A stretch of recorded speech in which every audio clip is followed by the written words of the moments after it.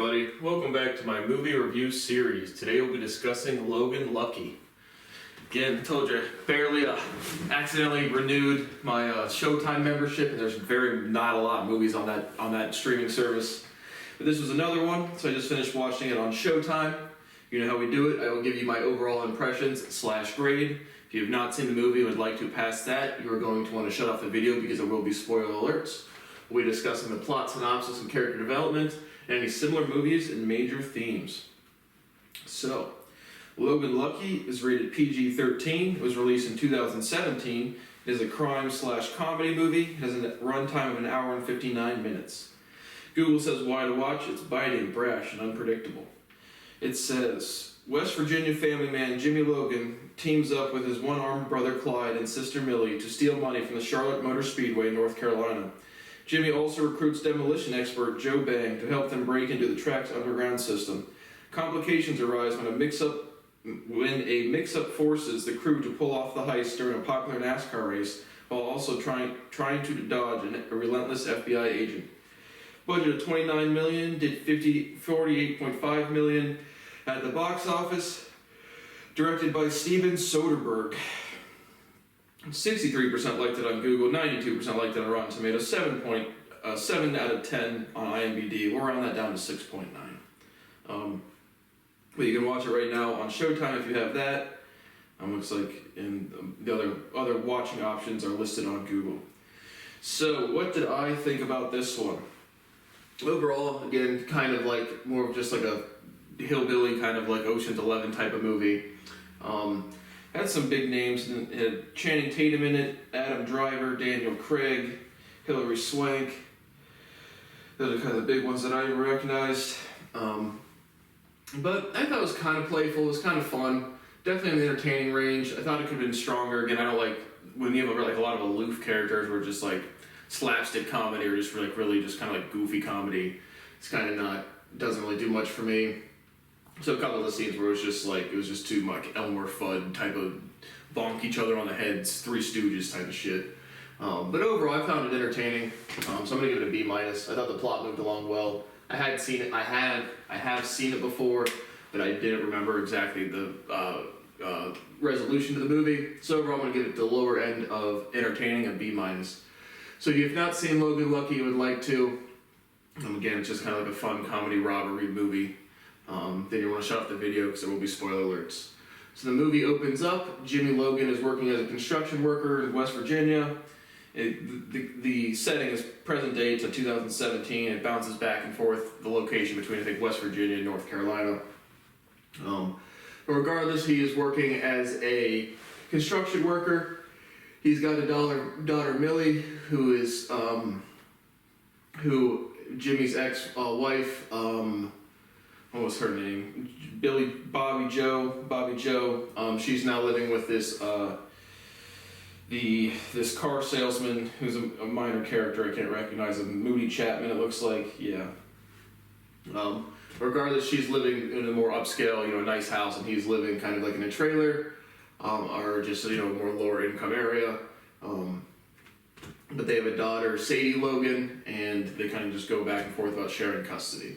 And so Jimmy Logan gets laid off from his job at the construction site because he's got a limp. He was going to be a big football star in the hometown and then got injured.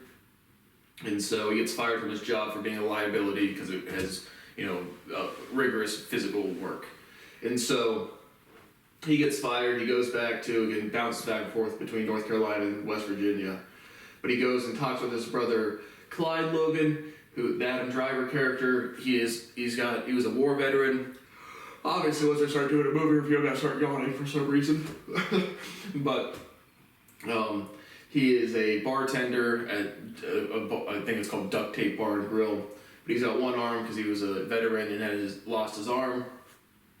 And so Jimmy comes over there, they're talking, Clyde's working, Jimmy's just sitting at the bar having a drink. And Clyde starts going off about the Logan family curse. Just basically saying of all of these bad things that happens to their families, and he thinks that their family is cursed.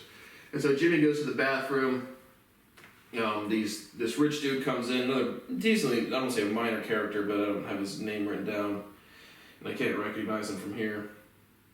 But another character comes in, He's basically a rich billionaire or something, and he's got this energy drink that he's promoting on a NASCAR car, and so he's kind of a douchebag. He's making fun of Clyde. He's saying he doesn't have an arm, and Clyde corrects him, and it's like, he has his upper arm, he doesn't have his forearm in his hand. And so Jimmy comes back out and sees this dude picking on Clyde, and so he's like, "Can I get a picture with you?" And then smashes his head on the bar and gets into a bar fight. Clyde kind of casually walks outside and sets the dude's car on fire. And so again, this is the tone of the movie is pretty playful, so it's not like a serious fight scene or anything. But that's what happens. They set the car on fire, and the dude leaves after they fight him for a little bit. And so basically, as he's walking away, Jimmy says cauliflower. And so the next kind of scene is Clyde confronting Jimmy in the morning. I guess cauliflower is their code name for let's do crime. And so Jimmy has a list of 10 things about how to rob a bank or how to commit a robbery. And so he floats the idea past Clyde. He's got cardboard renditions of how to set up the plan. And basically they want to steal from the Motor City Speedway on a day when the racetrack isn't that busy, so there's not as many security workers or staff on site.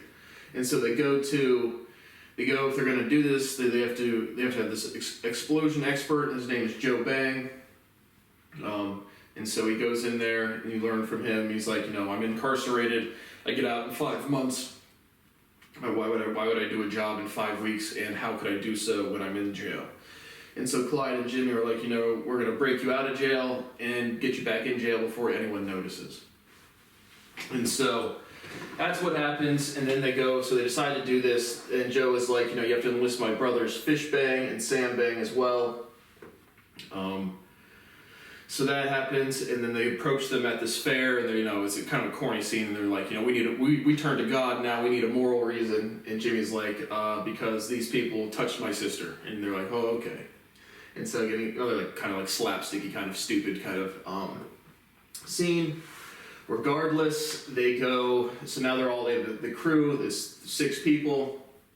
And so, I'm going to miss some scenes, obviously, but and basically what the plan is they are going to the Motor Speedway has this automatic cash dropping system where the tellers just drop cash through the tubes that you get your bank withdrawals through.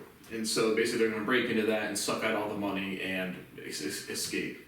And so to get the robberies, most of the movie is the robbery, but to get Joe Bang out of prison, Clyde he gets arrested. Basically, he just drives his car into a convenience store, literally drives into the store to get arrested and gets a 90-day sentence. And that's useful because he does that to be able to break Joe Bang out of the bank. And so he does that. They go into prison. Joe has, he acts like he gets sick and he gets sent to the infirmary. Then he has some other inmates start a riot, so the prison goes on lockdown. And the warden Burns, he's like, there's no fires here, there's no riots here, basically saying he doesn't admit to what's going on, so they don't call him the riots or the FBI or any other law enforcement. And so regardless, the point is they cause this lockdown so Clyde and Joe can break out without being noticed and then sneak back into jail later. I'm not tired. I don't know why when I start talking I start yawning. And so they do that. Millie, their sister, is really good with cars. She fixes these boxes onto this truck so they can, as the bread delivery truck to the prison leaves, they can hide underneath it and they escape. So they do that. They pick up some more supplies and they head to the speedway. You have Sam and Fish Bang. They have this bomb and they throw it into this ventilation system or control panel area, and it blows up the ability to process credit card or debit transactions at the facility. So they have to go to all cash now, obviously trying to maximize whatever they can take from the speedway. And so they go into the facility. Jimmy had also taken the blueprints from the construction site because that's where he got fired from. And so No, there's a minor character in Sylvia Harrison, which comes in later to play, but she gives, basically, Jimmy's sitting outside, and she gives him a tetanus shot, and then he gives her some money later. But, so they break in, they break Joe Bang in there, and again, they can't use traditional explosives, so they're down at this lower level, this, like, arena or raceway. He has, like, I don't know, bleach pens, gummy bears and salt or fake salt or something, and so he basically just makes this makeshift bomb, throws it in there, and basically it sucks up into the tube system. It doesn't explode, and it comes back. Clyde catches it, and he's like, "Oh, I wrapped it up too tight, so I guess the explosion couldn't happen." And so he puts it back in there and throws it in there, and it explodes. And so now they're able to start sucking out the money. They start sucking out the money. They put it in trash bags. Sam and Fishbang drive it up there. This like sliding door is kind of like stuck. Jimmy has to go up there and help them take it off. But they just unload the money, and they do a couple trips. Two security guards go down to investigate the smoke smell, and they find some guy, a minor character, Earl. He's standing there smoking a cigarette, taking a 20-minute break from his shift.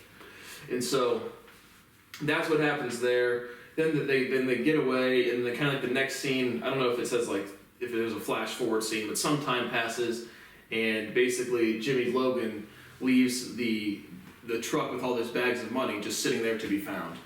And so the FBI finds it, and it's like, he gave back all of the money is how you're viewing it.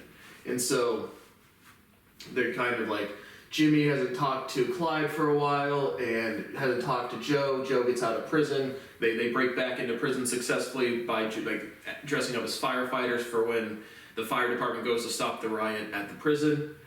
But regardless, as the viewer, you think he's given back all of the money. And so then after a while, Joe gets out of prison, gets a knock on his door, and there's a shovel on his driveway or on his porch. And he kind of like shuts the door at first and then realizes what it is, because he had a nest egg. When they first talked to him in prison, he had a nest egg of like 100 grand or so, and his ex-wife had taken it and ran away with some trucker. And so Jimmy had put the shovel there to signifying that he replenished or replaced and put the stash back for Joe. And so Joe digs it up, and you see these bags with red tags on it. And so then you kind of get like the same kind of like Ocean's 11, where you get some like flashback to what happened.